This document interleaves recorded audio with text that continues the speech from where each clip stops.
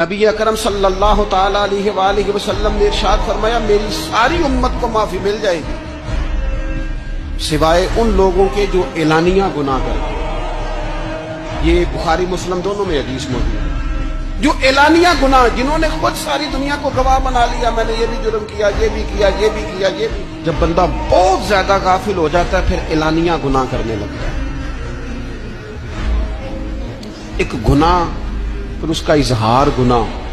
ایک بندہ، حدیث پاک میں آتا ہے، ایک بندہ رات کو کوئی غلطی کرتا ہے، اللہ تعالیٰ اس پہ پردہ ڈال دیتا ہے، لیکن وہ سویرے خود لوگوں کو بتاتا پھرتا ہے میں نے یہ کیا، میں نے یہ کیا۔